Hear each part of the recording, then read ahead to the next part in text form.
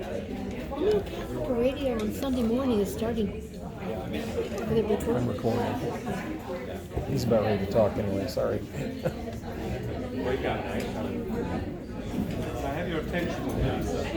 Hello, hello. Can you hear me down the back? It's on. Hello.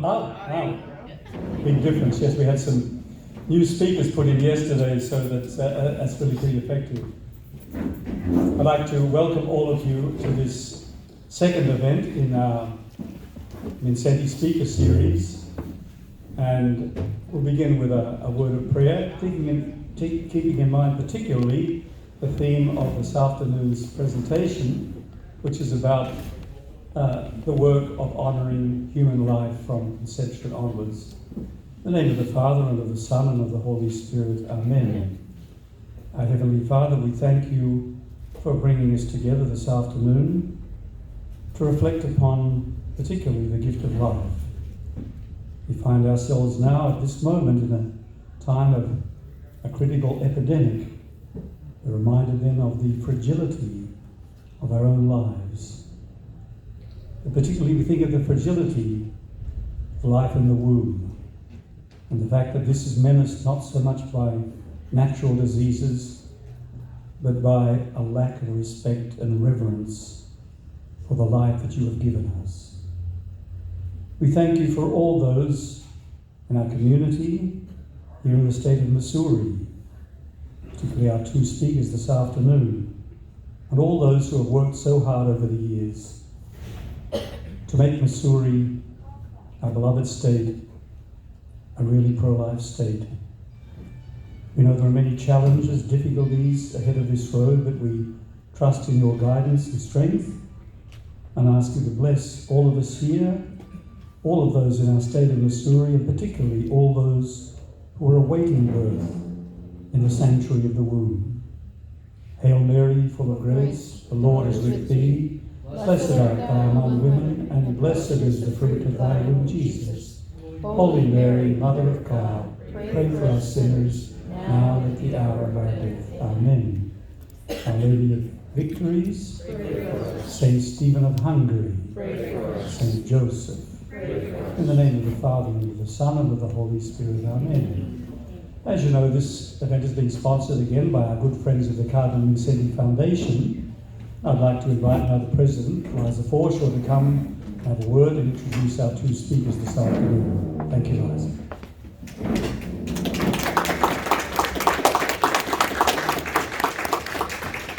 Thank you, Father. Can you all hear me? Yes. A little closer. How's that? Okay. Well, I'm glad to see so many of you here as the whole country starts to go into a long hibernation. It's good to see so many faces. I have the honor of carrying on the life's work of my late aunt, Eleanor Schlafly, in running the Cardinal Mincetti Foundation, which was founded in 1958 in response to the brutal Soviet suppression of the Hungarian Revolution and Cardinal Mincetti's brave example of resistance to communism. When I was asked last year to start a Cardinal Mincetti speaker series here at St. Mary of Victories, I knew I would want to find a really good speaker to educate all of us about Missouri's new abortion law, as well as other new developments regarding abortion locally and nationally.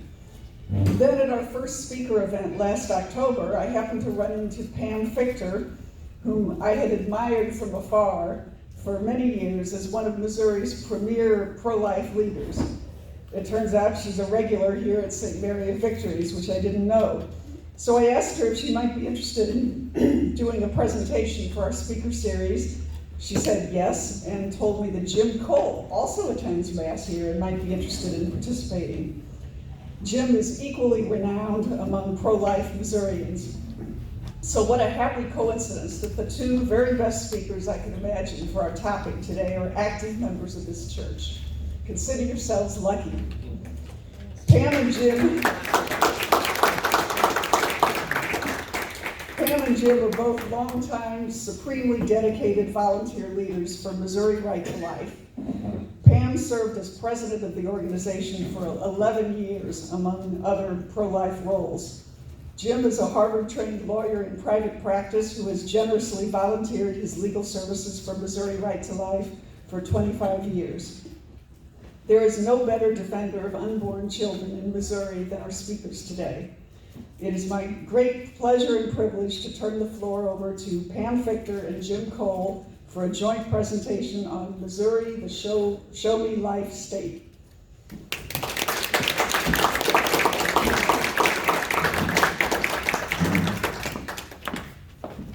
Thank you so much, Liza, for that wonderful introduction. I think I'll take you wherever I go. Give a talk. That was wonderful. Thank you so much.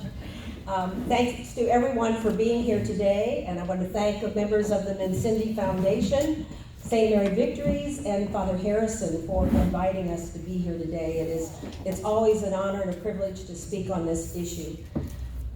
My part of the presentation today is going to be to give you a little background and information on abortion, Missouri's impact on the Supreme Court. I'm going to turn this just a bit. A little low. There we go. How's that? Okay, Missouri's impact on the Supreme Court and the Missouri Right to Life efforts that have led Missouri to be the Show Me Life state, and maybe the first state in our country without an abortion facility. Jim's talk will be to explain Missouri Right to Life's opposition to the current initiative to place in the Missouri Constitution an expansion of Medicaid in Missouri. And then following that, we'll have a question and answer period. I never assume that people know how abortion became legal in our country, so I always like to start with a few basic facts about abortion. On January 22nd, 1973, 7 out of the 9 Supreme Court justices issued concurrent decisions in Roe v. Wade and Doe v. Bolton that struck down all existing state laws on abortion and implemented abortion on demand in all 50 states. Roe v. Wade said that states could not restrict a woman's access to abortion during the first 2 trimesters, but could limit access during the 3rd trimester, unless the life or the health of the mother was threatened. They always put the devil in the subordinate clauses. In the concurrent decision of Doe v. Bolton, the court defined health of the mother to be anything the mother wanted it to be. The result of these 2 decisions was abortion on demand for the full 9 months of pregnancy. Since that time, there have been close to 61 million unborn babies aborted in the United States, more than the combined population of 18 states. Whenever I'm speaking to someone that tells me, oh, abortion is a religion issue, it's up to everybody to make up their own mind, I always ask them about the economics of it. And how would it impact the economy of our country if we were to wipe out the population of 18 states? And if they don't go there on a religious or moral issue, sometimes the economics of eliminating that number of people and the population that would have proceeded from those 61 million. These 61 million babies have either been killed by lethal injections of a saline solution into the mother's womb, sucked through a razor blade, or torn to pieces limb by limb. In addition to those surgical abortions, tens of thousands of human embryos, each a unique human being, created in the image and likeness of God, are now being flushed down the toilets as a result of chemical abortions like RU486 or Plan B, also known as the morning after pill. So far this year, I'm sorry, I missed a part here. Following those decisions, legal abortions began in Missouri, and there were 8,589 Missouri resident abortions in 1973, the year of Roe v. Wade.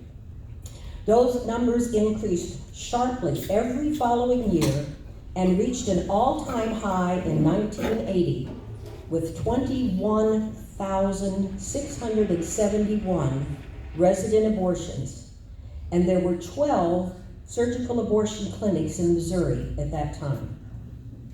But those numbers started steadily declining after 1980 to an all-time low in 2018 of 6,125.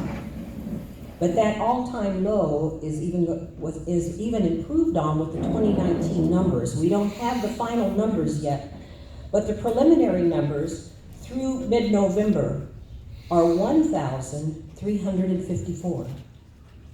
In the packet of information you're going to receive as you leave today, there's a graph that illustrates the abortion numbers in Missouri, and I think it's a very good visual illustration of the abortion numbers and how they peaked after Roe v. Wade, and then how they started declining as we started implementing pro-life legislation in Missouri, and I'll refer to this again in a minute.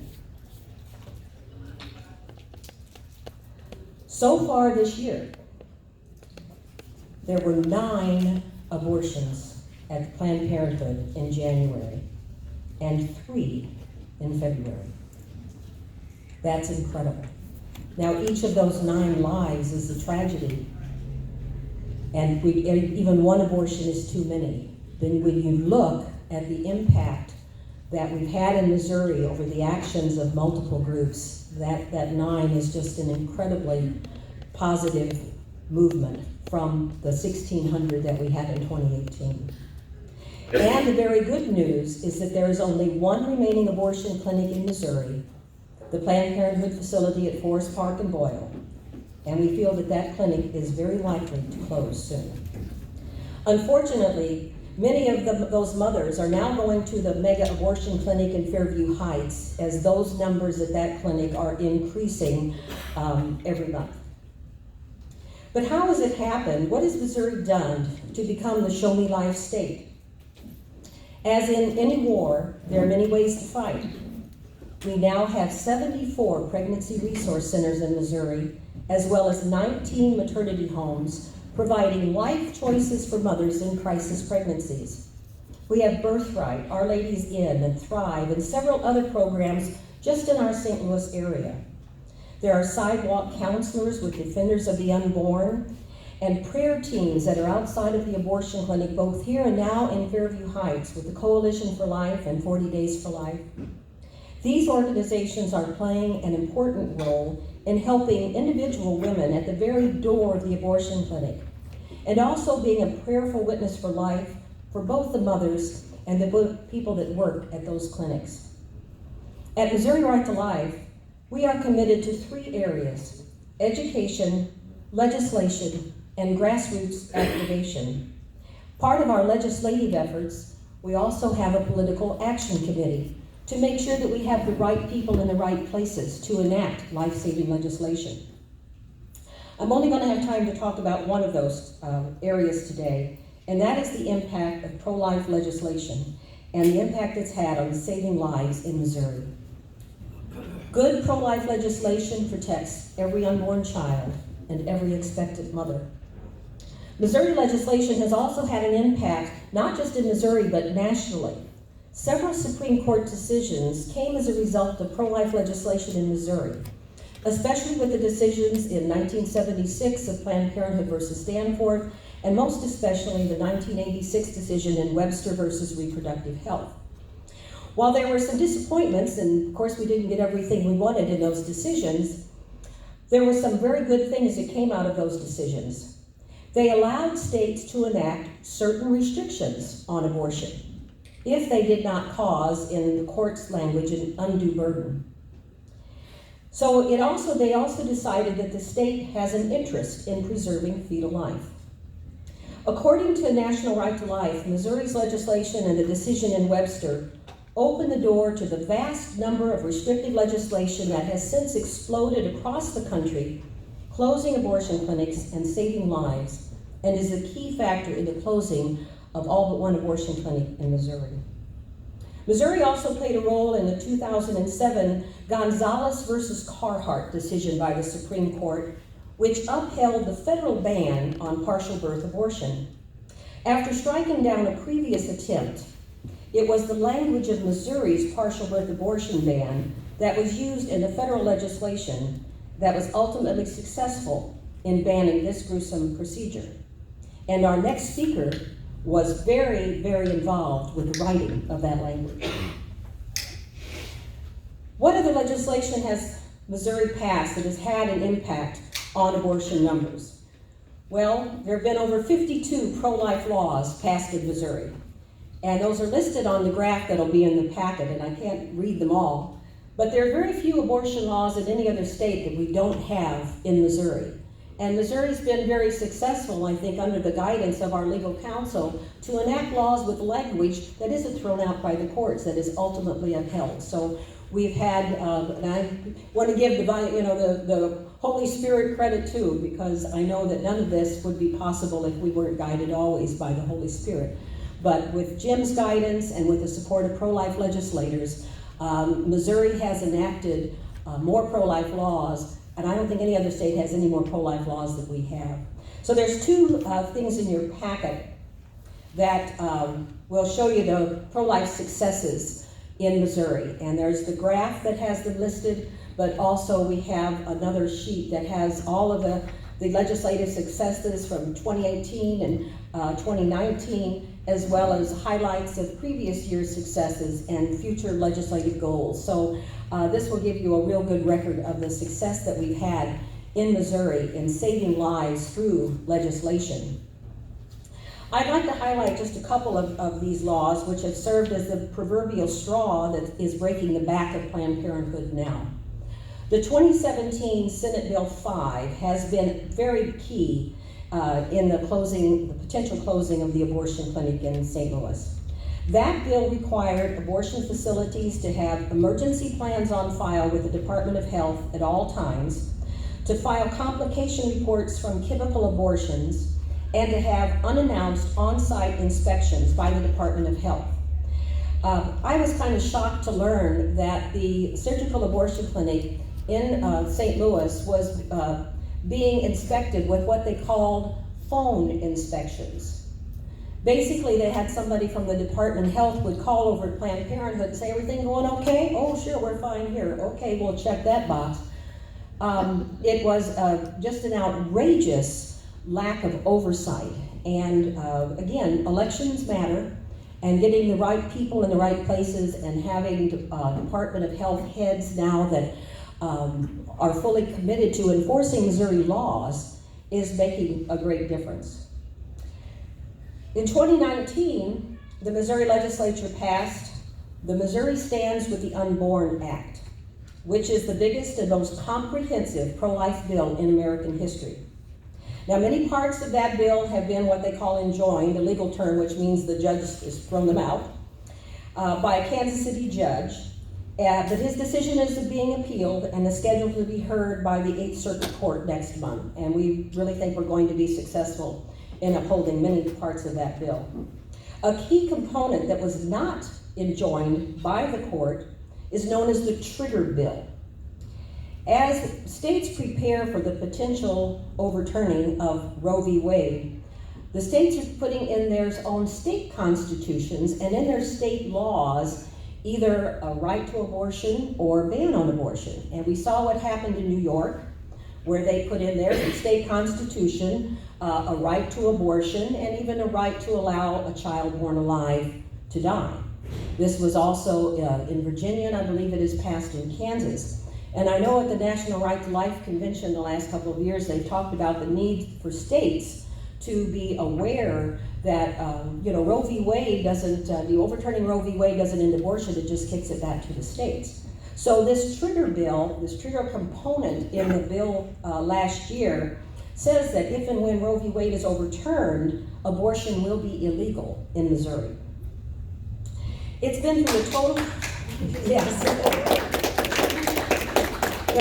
People ask me, they said, well, if all of these women are going over to Illinois, what are you accomplishing? And I said, well, it's like an old general that I went on a trip to European battlefields one time. He said, everybody has to take care of their own 9 yards.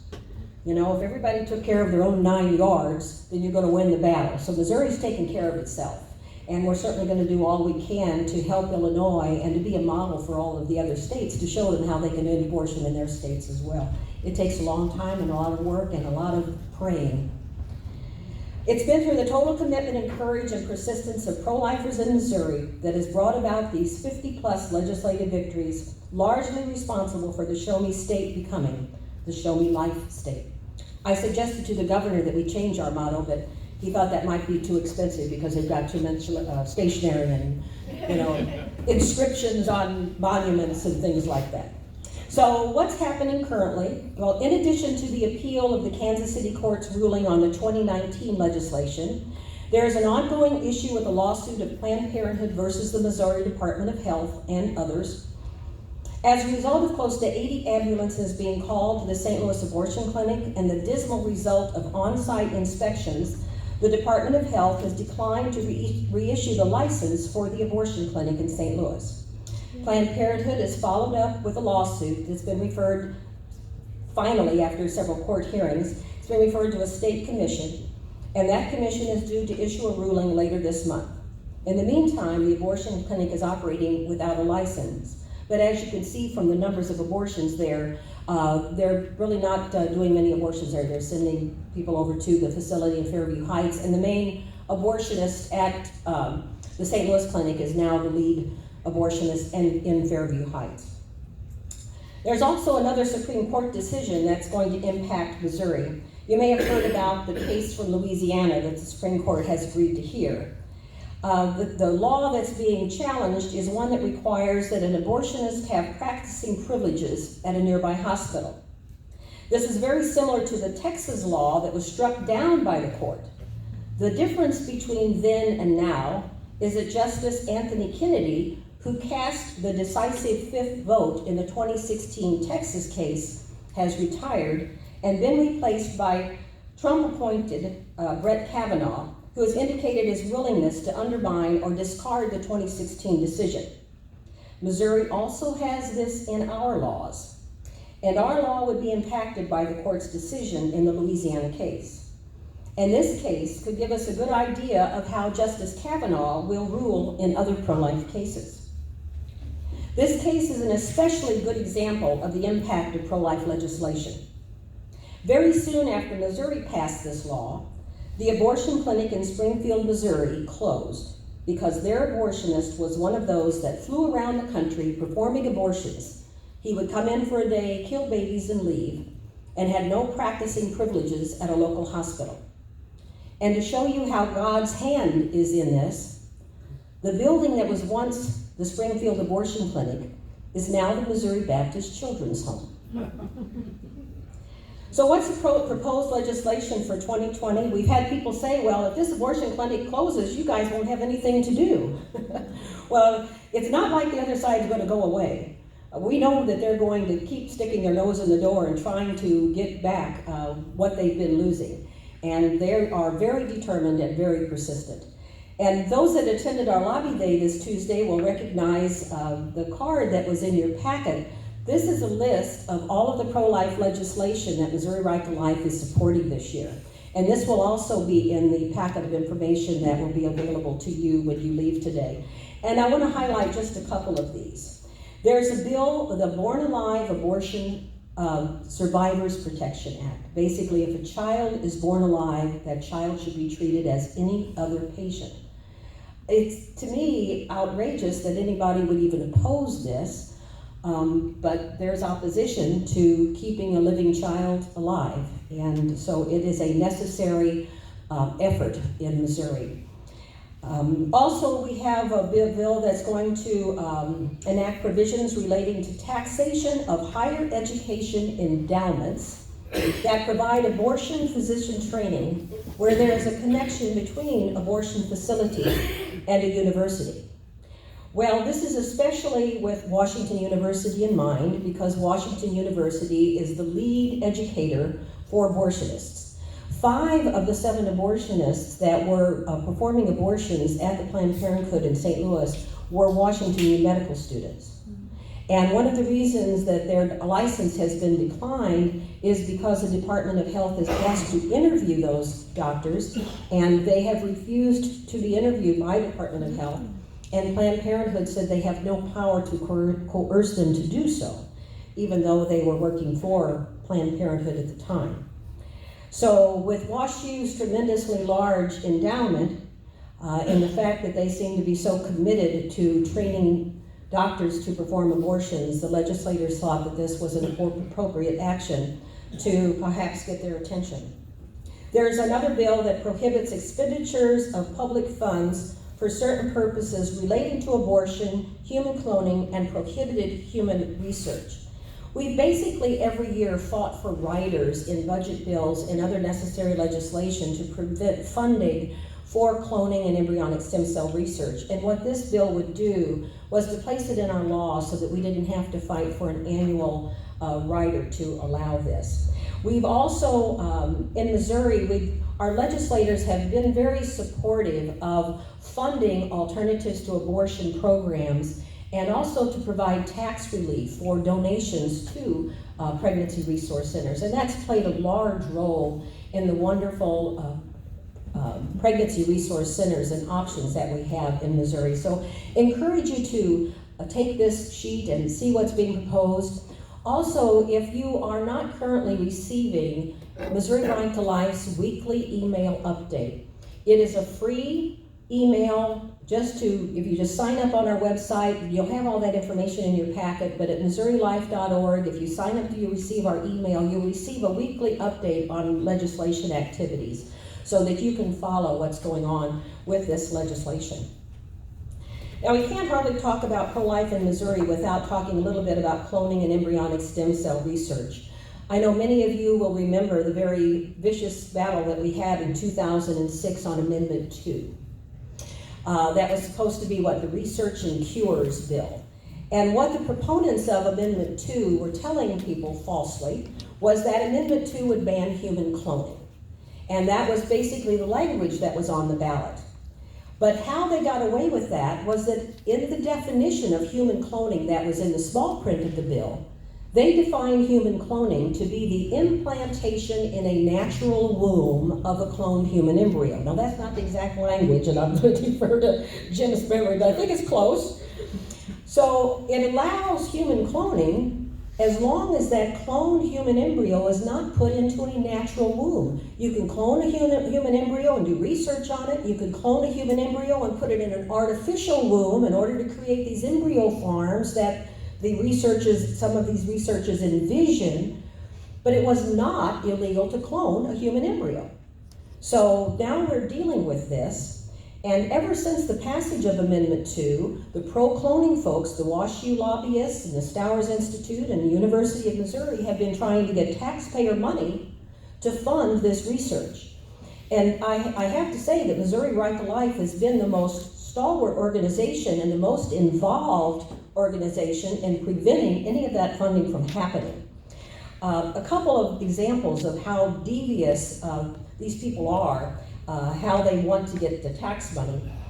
Several years ago, there was a legislative proposal to give tax credits to building a Ford Motor plant in the Kansas City area. Well, that's not something that we would ordinarily get involved with, but we learned we have to read the small print. And we've discovered that among those tax credits wasn't just the Ford Motor Company, it was also going to be tax credits for people doing research. And the research that they were describing was exactly the kind of research that we opposed, which was research that paid for human cloning and destruction of human embryos in the process. So we had to oppose that. And I remember our legislative director, Susan Klein, who has got a spine of steel, sitting in front of many otherwise pro-life legislators who could not understand why Missouri Right to Life was opposing a tax credit to build a Ford assembly plant that was going to bring jobs to Missouri. And we said, if you take this part out of the bill, and I think Jim was probably involved in this, that we'll get out of it. But we can't not speak up. What you want to do is give tax credits. It's going to have fund research to destroy human beings. So that was not passed, but we really were raked over the coals for that. But, you know, that's why